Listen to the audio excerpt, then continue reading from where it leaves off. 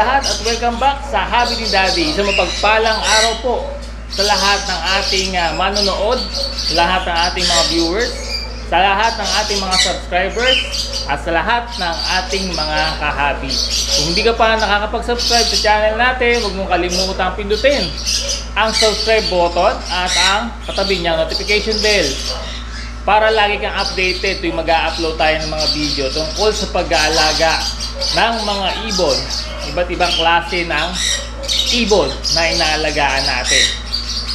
Ngayon po ang ating ipapakita sa inyo at ibibida ay isang klase ng opaline imitation, kung saan ibang kulay naman to, ibang kulay sa lutino.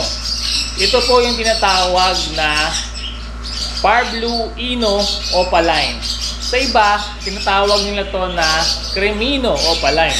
Pero mas magandang tawagin ito at mas tama na Parblu Ino opaline. So yan po yung ating ipapakilalang ibon sa inyo. Kung ano yung mga kapatid niya at kung saan siya nanggaling na parisan. Paano natin siya napalabas. Papakita ko sa inyo yung product nung isa sa product ng ating Project Lutino Opaline. Ibang kulay yung lumabas sa batch na to. Ito yung poster parent nila. Ayan sila. Malimang inakay yan. Yung poster parent yung violet. Rosiculi yung tinatawag nating Alps 1. Magagaling po kasi ang mga white face na ganyan o kahit na anong Alps 1 na bumuhay ng mga poster na chick yung galing sa ibang mga parent. Meron tayong video tungkol dyan sa mabilis na pagpaparami ng ibon kung saan ginagamit natin yung poster parenting. So ito yung ilan sa mga ginamitan natin ng poster parenting method para mabilis na makapag-itlog ulit yung original na parent nila. O yan yung mga inakay natin. Kukunin natin ngayon para makita ninyo yung mga kakapatid, kung ano-anong mutation yung lumabas mula dito, at yung ating featured na mutation ng ibon, yung Parblu Ino Opaline. Ayan siya, yung nasa kaliwa. Yung Parblu Ino Opaline, yung katabi ng violet sa kaliwa. Ayan, yung nagtatago yung ulo. Yan siya yung bida nating ibon sa video na to. Isa-isahin natin kukunin para i-identify yung mga mutation ng ibon na tampok natin sa video na to at yung mga kapatid niya.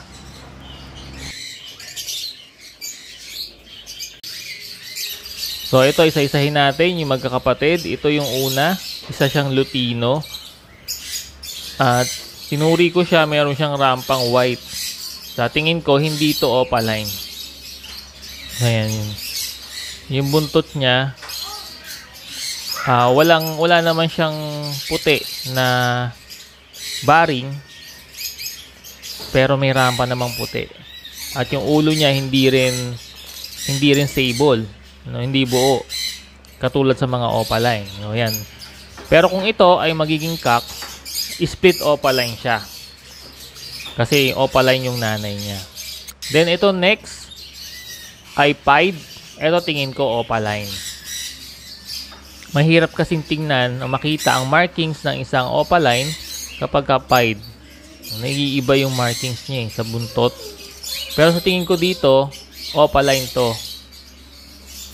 Ayan. Sa tingin ko opaline siya. Green pied na opaline. Sa tingin ko, sable din yung ulo niya. Buo. Sa tingin ko, babae ito sa laki ng size niya. Okay. Next natin ay ito. Parblu pied. Sa tingin ko, hindi siya opaline. Ayan. May markings siya ng pied. May baring yung buntot. Ayan. Medyo malabo pero may baring. Ayan. Parblu pied.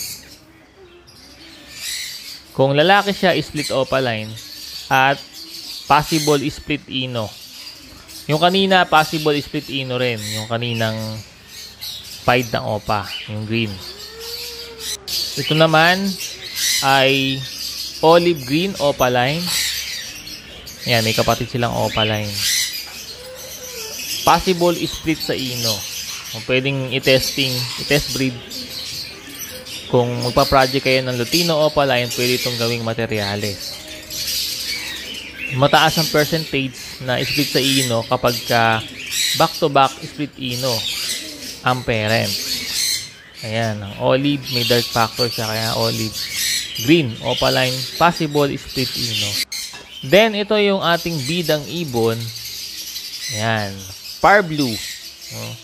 Creamy yellow yung kulay niya. Walang rampa. At ang buntot niya ay two-tone lang. Orange and yellow. Para siyang Lutino opaline na orange hood dun sa Alps 1, yung tinatawag natin, o yung Rosicoli. Kung nakakita na kayo ng orange hood Lutino opaline ng non-eye-ring, kamukha po nito. Ayan. Ayan. Ang gandang ibon. Light yung kulay niya compare sa Lutino opaline, pero singganda rin. Ayan. Orange yung ulo. Ayan. Full hood din siya. Ayan. Ayan po ang par blue ino opaline. Pula ang mata. Puti ang flight feathers. Ayan. Katulad din sa Lutino. Puti ang flight feathers. Okay? Ayan. Then yung ano niya, yung paa niya at yung kuko, kulay puti din. Ayan. Kamukha rin halos ng, kamukha din sa Lutino opaline. Nagkakaiba lang sila dun sa shade ng hood at saka sa buntot at saka yung katawan na lighter ang kulay. Ayan, napakagandang ibon din. Ang price po nito ay nasa same din ng Lutino opaline. Ayan. Papa-DNA natin para malaman natin kung anong gender. At sana ay mag-cock siya kasi alam naman natin na mas may value yung cock kaysa sa mga hen pagdating sa ganyan mga mutation ng ibon. Ito yung parent nila. Kapatid nila yung unang na-feature na rin natin, na unang product natin ng Lutino opaline, yung 2 piraso. Ito yung parent nila. Ayan, olive green opaline, split ino, yung hen. Mukhang personata. May pagka-hybrid. Tapos yung cock natin ay green pied, split ino, split opaline. O bakit nag-aanak ng par blue? Yan pong pied natin ay kargado ng par blue, no? Kaya naglalabas ng ganun. Yun po yung ating par blue ino opaline, no? Isang magandang uri din ng ibon. At doon sa ating production, yun nga, result siya ng project Lutino opaline na madalang tayo makakuha ng Lutino opaline. Kaya sa susunod na video natin, ipapakita sa inyo yung mga bagong parisan na dinagdag ko para maka-produce ng mas maraming ganyang mga mutation, yung mga ino opaline sa Fisher. At napakaganda kasi mga ibon niya at napakalamig sa mata. At paborito rin yan ng mga kahabi natin. Paborito ninyo. Kaya marami sa inyo nagpapareserve niyan sa atin. So, atay-atay lang tayo. At makakapag-produce din tayo ng marami niyan. Salamat mga kahabi sa inyong support at panonood. God bless po.